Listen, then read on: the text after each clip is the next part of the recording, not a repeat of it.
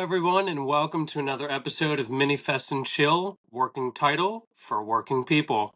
As always, I am Phil, and I'm joined by Pat. Say hello to the people, Pat. Hello, people, Pat. Kurt, unfortunately, could not join us today, but that's okay because we have a very special guest, Eric. Say hello to the people, Eric. Hey, guys. Eric is with an organization called Autism at Face Value, and they are throwing a really cool event later this summer. More on that later. But first, how has everyone been doing?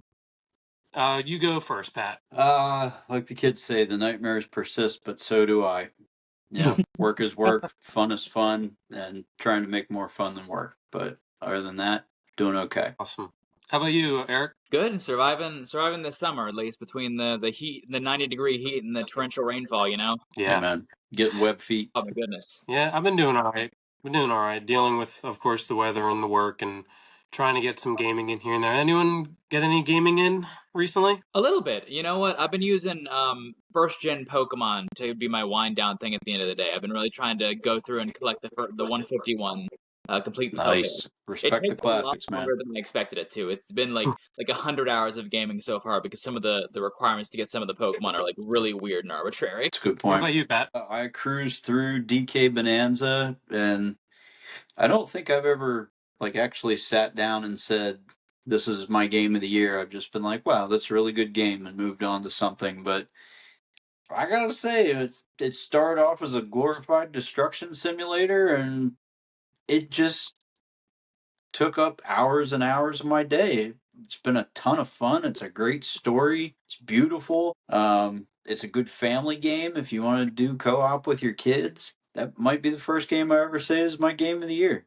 So I've really been enjoying that. I've been playing that as well, and I got to get back into it probably tonight and tomorrow, and I think, like you said, I'm about halfway through. So, but yeah, I'm enjoying it. It's good. It's very good work by the Mario Odyssey team. Yeah, they're making leaps and bounds there. I mean, I know they just made this, but I'm really excited to see what their third thing's gonna be. I'm really glad to see Donkey Kong's getting another shake at 3D since DK64. Yes. Yeah, it's been a while. It's been over 20 years. Oh, yeah. You're aging us all. Yeah, I personally I got to play Donkey Kong Country through a cousin's system because I didn't have all that growing up. I told Phil and Kurt when I first clicked that power on and everything came up, it made me vomit rainbows. It was the most beautiful thing I'd ever seen in my life. Oh my god, and then such an iconic moment. Yeah, the 2 and the 3, and they were all so wonderful and chock full of stuff. And then you had DK64, which looks like I drew it. 1999.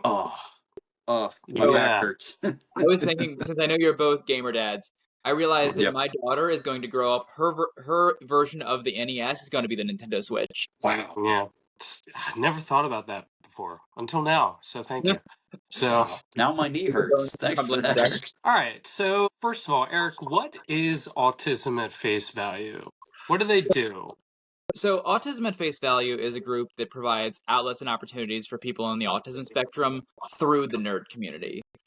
Their emphasis is in the tabletop gaming space and the comic book space. Within tabletop, they do therapeutic gaming sessions to provide emotional outlets for people that might not have the best interpersonal skills, but when you're in the context of a tabletop game, you can really express yourself in a more meaningful way without some of the inhibitions that come with like normal social situations. And in the comic space, they provide opportunities for specifically autistic creators to create comic characters, as well as comics that are specifically revolve around autistic superheroes. Oh wow, that's really cool. Wow, that really is neat. Yeah, I didn't even know about the comic books. Honestly. Oh yeah, they started as a comic book publisher, and they still are. Wow. That's cool. That's really cool. So would you be breaking into this on the video game side then as something new, or has somebody workshopped that before? So right now, I am acting as an event coordinator for the 16-bit summer specifically. I'm really a temp on their board for the summer while we prepare this as a fundraising opportunity. I do hope that this acts as a bridge to help them connect with gaming people.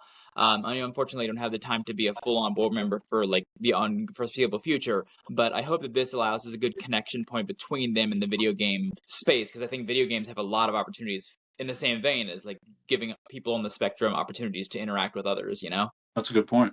Very good point. So Eric, what is your role at Autism at Face Value? Mostly as it's a connector person. I have a background in event coordination for charity game marathons and tournaments and things like that, and they do not. And I wanted to do a fundraiser for them because I really believe in what they stand for. So I'm just acting as like, oh hey, I can get you the people and I can get you the basic organizational structure of the event as long as you can help promote it and just give all the hardest thing about these things is getting that nonprofit layer covered because that's a whole bunch of extra steps to get the 501(c)s covered. But if you have a nonprofit in place and you can just do the legwork, that's a lot easier to do an event like this. Wow. Cool. You have anything there, Pat? Any questions? Actually, kind of taking it all in. Like, I wish I knew about this before we had this conversation. This is a very in-depth group that provides a really good link for the community, not just for autistic or people on the spectrum, but for everybody. Yeah. I mean, video games are, as a kid, I mean, I still use campaigns. Like, you get the basic layer of a story, and then your brain fills in all the connectors. And I remember, being as a kid and flipping through the Game Boy manual and looking at pictures of bad guys and the 2 paragraph description of who you are and why you're doing what you're doing. And my brain, it would immediately lean towards backstory. I want to know, why is that like that? Why is that guy bad? Why is that guy good? Why does this world look like this? And as I would play the game, I would make it up on my own. So, when you get a group of people that have a talent for creating stories but don't have the ability to vocalize that and bring that to life, that creates an opportunity for them to really get out there and create. And we could have some, pardon my French, some bomb ass games. And, obviously the comic book side of it, like, wow, that could get really interesting. I'm Yeah. surprised we don't hear more about this group.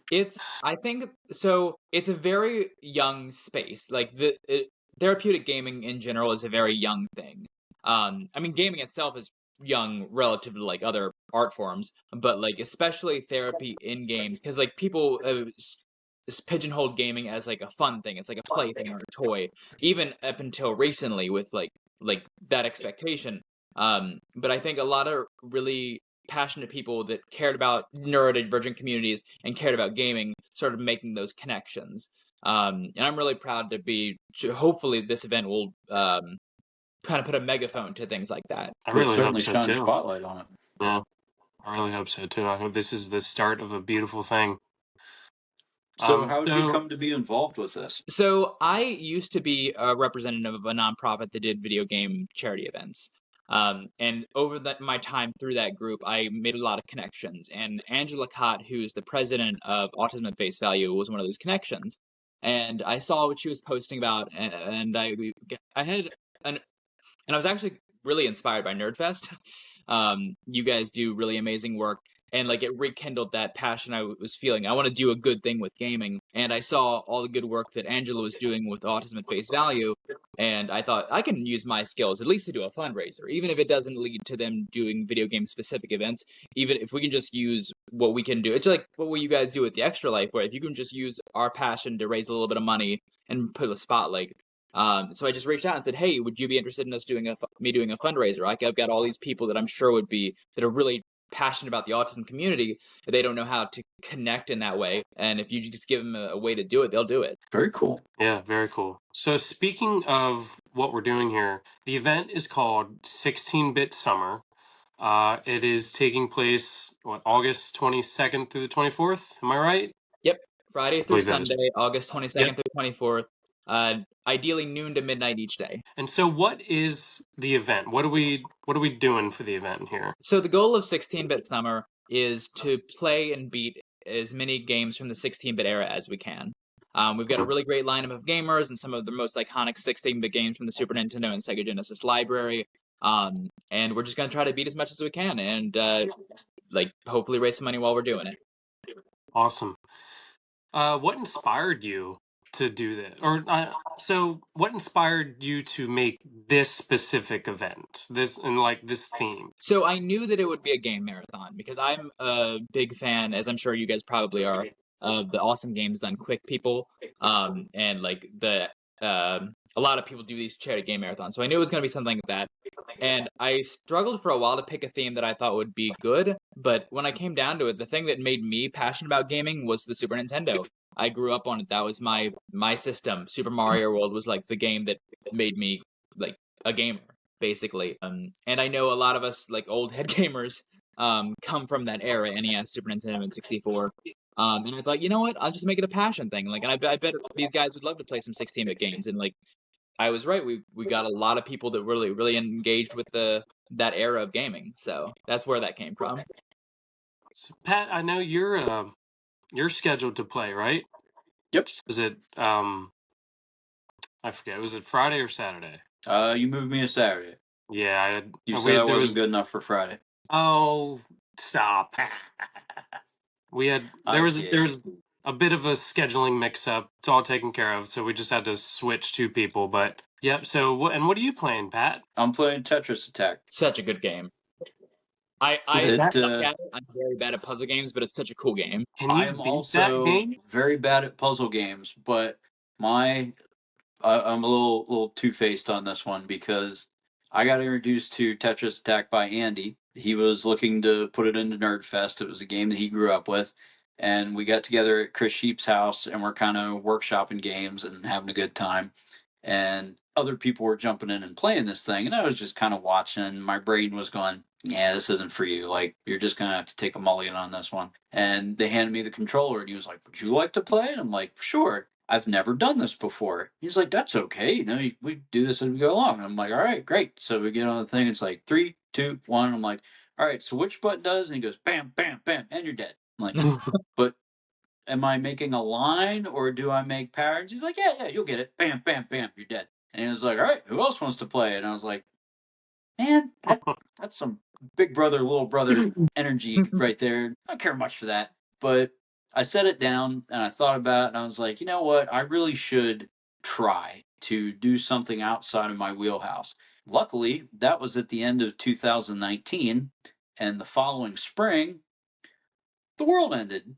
And I all of a sudden had a ton of time not doing anything, and I had Tetris Attack on an emulator. So I went, "Oh yes, yes, children, now's the time." So I sat down and played Tetris Attack through the pandemic, and when I came back, I smoked him. I smoked him. Smoked him terribly bad. And I love you, Andy, and you're a sweetheart. And I didn't mean to smoke you. I absolutely did. I smoked you so good. But it kind of woke up that other side of my brain that I was like, you know what? I'm also bad at racing games. I should try this. Just because I'm not good at it doesn't mean that I can't be good at it. So Can that's you my little beat gold Tetris medal. Attack? What's that? Bless you. Can you beat Tetris Attack? Yes, there's a story mode. Oh wow, okay. Story mode in Tetris. Cool. Well, it's all Eric. mini bosses, so you work your way through the mini bosses to get to the big boss. Oh, okay, that makes sense. Eric, you are slated to play. What are you playing, and when are you playing it? So believe I'm currently doing Super Mario World with a gentleman named Kyle Mon from Kyle's Game Room. And I think I'm doing either Aladdin or Kirby Superstar. I don't remember. Okay. I'm able to play either, so I've gotten a couple random games just in case there's a call off or a switch. But I know I'm playing Super Mario World, and I'm going to play either Aladdin or Kirby Superstar, depending on whatever your needs are. Okay. Sounds fun. Dude, I mad will respect not about be Aladdin. Oh, I I love will it. not be partaking because I cannot beat a 16-bit game in 4 hours. Can't do it. Because my first console was an N64, so And that's a not a lot. lot of exposure to 16-bit era. All So I know is from growing up, every Disney game between Sega and Super Nintendo is nightmare fuel. So anybody who can beat it has my respect. Anybody who can beat it in 4 hours, I would buy a drink. So So Super I'm looking Nintendo forward to Aladdin's seeing you beat actually it. pretty. Super Nintendo Aladdin's a lot easier than like Super Nintendo Lion King or Sega Genesis Aladdin. That's Um, fair. I'm not a great gamer. I'm really I'm not a noob, but like I'm not a speedrunner or anything. So I'm really sticking to the basic platforming easy ones. Nice. it's fair. Just games are games, right? You just gotta Yep. finish as many as you can. What are you playing, Phil? I'm not playing anything. I told you that. Nothing at all? No. Come on, man. I don't know what I would play. I think the only games that I've that I remember playing 16-bit era. Obviously, Super Metroid. I can't beat that in 4 hours. That's not happening. Toe Jam and Earl for the Genesis, the second one. I've never finished it, but I played a lot of that when I was younger. Okay.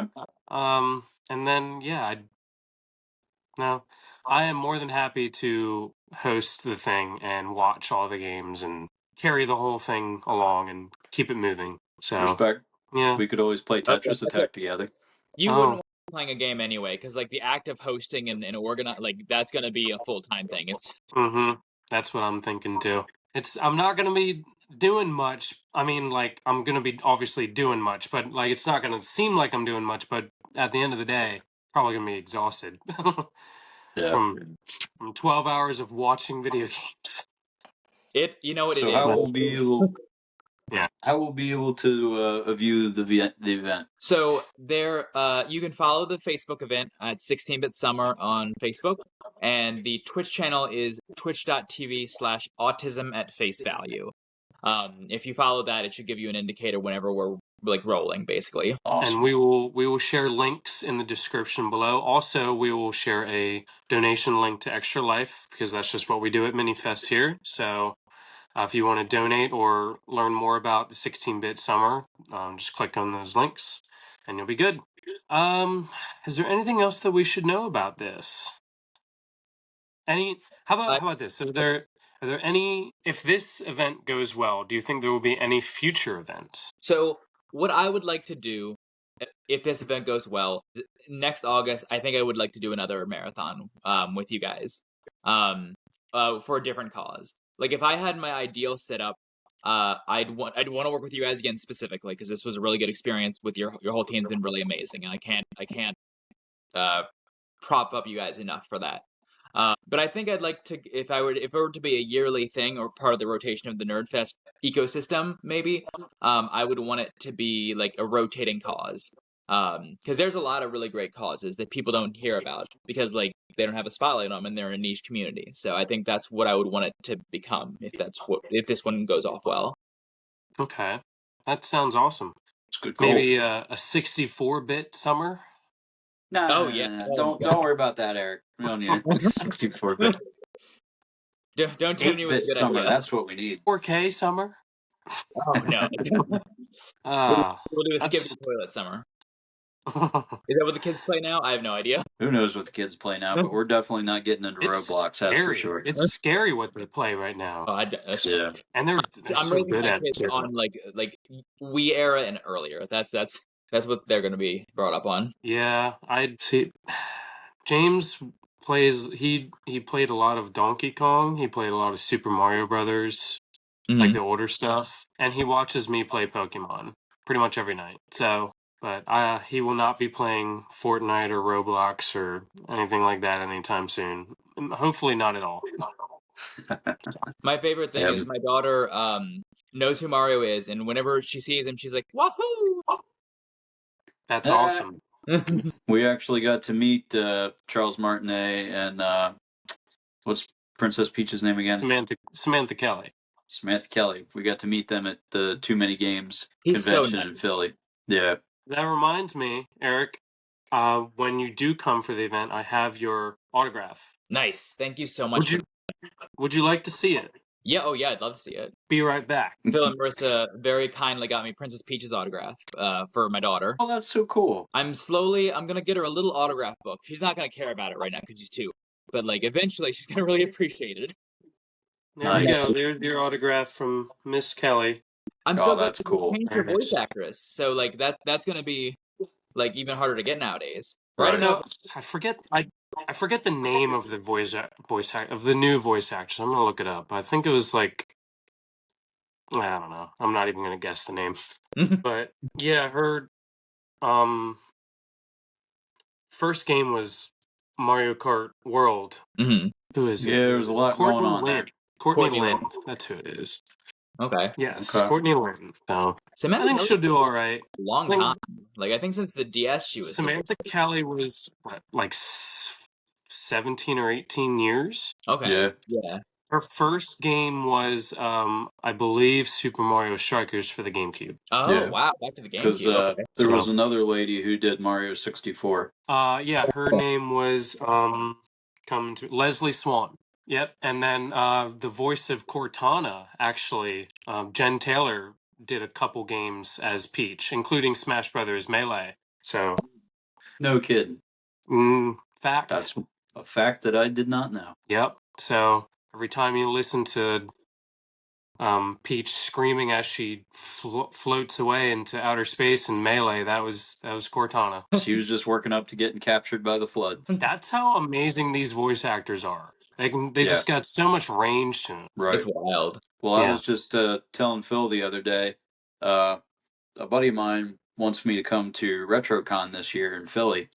And he said, hey, blanking on the guy's name right now, but he's like, oh, he was the voice of the Penguin in Batman the Animated Series. I was like, oh, wow, that was a huge part of my childhood. That'd be cool to meet him, get his autograph. But I always feel weird meeting a celebrity and only knowing like a niche of what they do. So I was like, oh, well, Paul Williams, that's his name. So I was like, oh, I'll look him up and see what his other body of work is. Maybe I know him for more than just one voice in one cartoon show. Turns out the guy is a major songwriter and composer. He wrote Rainy Days and Mondays for the Carpenters. We've Only Just Begun. He wrote Rainbow Connection for the Oh my Muppets. goodness. Yeah. So as I'm looking at this, I'm like, I got to meet this guy. Now I don't want the Penguin autograph. I want the Rainbow Connection autograph. And then I went down even further. Have you ever seen The Secret of Nim, Eric? Yes. Oh yeah. Beautiful movie. So the theme song and the ending, Flying Dreams, he wrote that. No way. Right?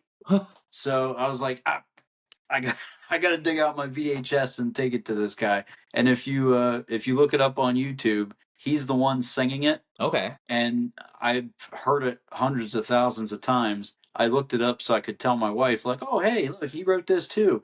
And when you hear it, you're like, that's the Penguin from Batman the Animated Series singing Flying Dreams because it's the same voice. So I was like, yeah, that's incredible.